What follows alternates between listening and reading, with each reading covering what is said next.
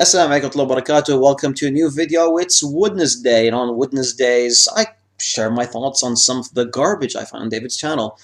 Sometimes I do refutations, sometimes I share some educational material, and sometimes I just have fun.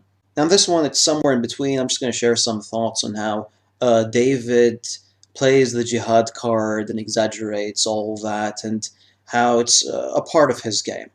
In the video that I'm going to be playing in a bit, David's going to argue that jihad is the best deed that one can do as a Muslim. Now, I'd like to point out that the concept of holy wars isn't something exclusive to Islam. Holy wars clearly exist in the Bible. It's something that you find in chapters that have to do with Moses, Joshua, and others. So why is David focusing on the concept of holy wars so much? I'll tell you why, but first, do you think that David himself is concerned about jihad? I don't think he is. Let's check out these clips. Also, the only way many jihadis know how to deal with problems is with violence or threats of violence. The only way they're going to get past threats and intimidation is if they come to realize that it doesn't work. So the more people who laugh at their threats, the sooner we can have some sort of meaningful discussion. Beyond this, I think that taunting jihadis is better for the jihadis themselves. So, for you jihadis who keep telling me that you're going to kill me, may I suggest you do it within the next few days, because I'm about to make what may be my favorite video ever. Clock's ticking, cupcakes. Now, let me give you an example. This is a video someone sent me recently. The video is titled, "A Christmas Gift." It's a Christmas gift for me. So a guy goes to a hardware store and checks out various tools. He checks out an axe, a pickaxe, a giant rubber mallet, a brush hook, a mini sledge, and finally he finds a ball-peen hammer. He buys the ball-peen hammer, wraps it up, and sends it to me. Is Ibrahim here? Ibrahim? No Ibrahim. Okay, Ibrahim is not here. Let's read a little message here from about 2 weeks ago. It says 1 day ago, but this was a while back. Ibrahim says, "You are an agent of Shaitan. You don't know anything about the beautiful religion of Islam. It's the only truth, but except when we come and shoot you up. Don't be stupid. You know Islam is the only truth. Jesus, peace be upon him, is only a messenger. Why do you say you think you know so much? Allah Akbar, he is the greater than Jesus. Why? Because he is God. You make fun, cuff Islam till we come and chop your head off and blow up your house, inshallah." I don't know how I can make it any easier, ladies and gentlemen. So I replied, "Okay, I've got some free time tomorrow. Where do you want to meet? How about noon?" I asked, "Are we on for noon? Please confirm." KJ replied, "Yes, we are for noon."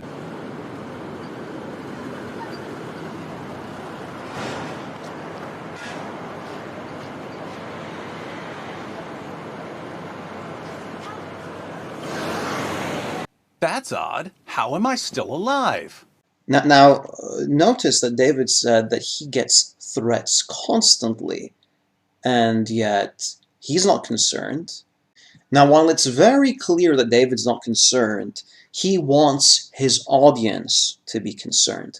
And the reason is the more concerned his audience is, the more important he becomes. He becomes the warner that warns people about the looming Islamic threat, the jihad at their doorsteps.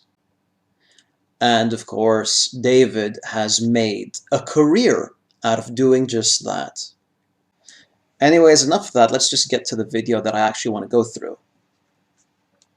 In Sahih al-Bukhari, 2785, we read, narrated Abu Huraira, "A man came to Allah's messenger and said, 'Guide me to such a deed as equals jihad in reward.'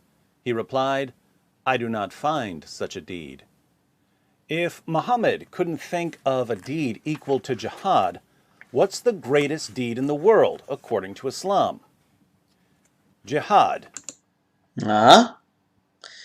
Alright, so there are a few problems here. First, let's actually go back to the hadith.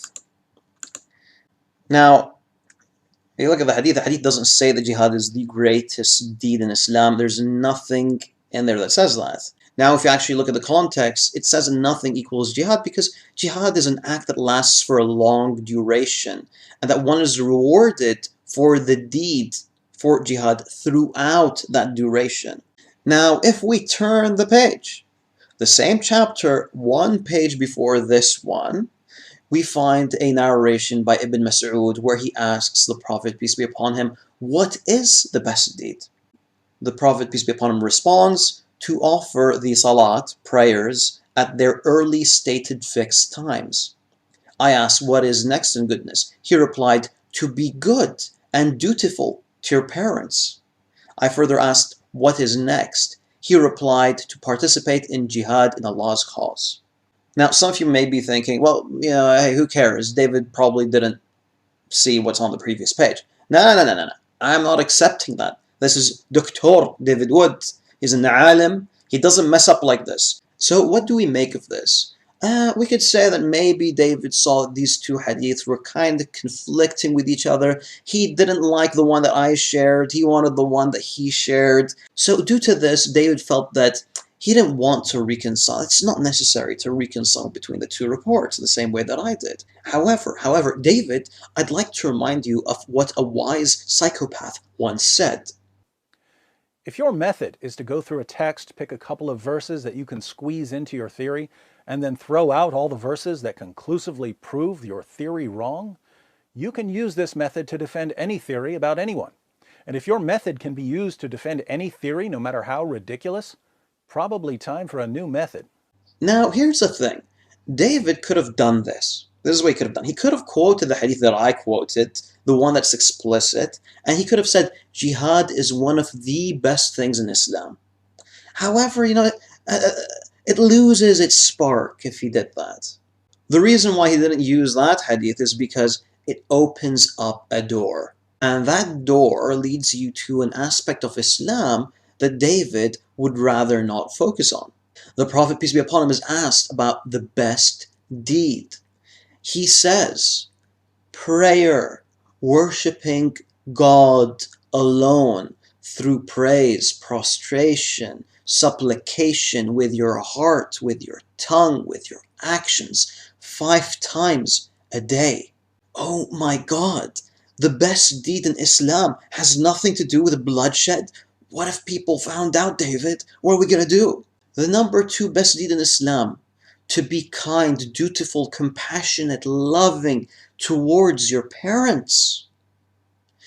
Something that David knows a thing or two about. I walked into my dad's bedroom at about 2 o'clock in the morning, Thanksgiving Day.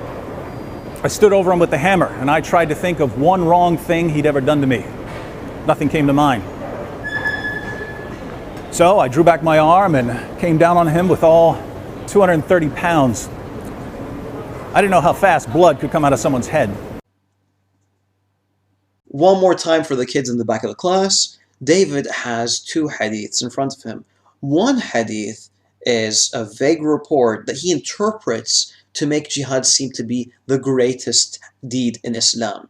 The second hadith is the hadith that David ignores, a hadith that prioritizes worshipping God and being good to your parents. Now, why does he do this? It's because if he focused on that hadith, then Islam may actually appear to be a religion and not some sort of bloodthirsty terrorist movement.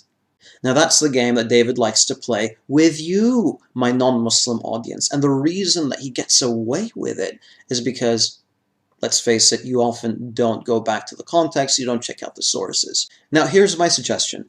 Ask a Muslim about Islam and don't ask a hate preacher who makes a living out of your fears and concerns. Because trust me, he himself is not concerned. And to the rest of you guys, Assalamu alaikum wa rahmatullahi wa barakatuh. I don't know how I can make it any easier, ladies and gentlemen. So, Ibrahim not here? Is he here? No? Is he here? Is he under the table? Oh well, better luck next time, Ibrahim.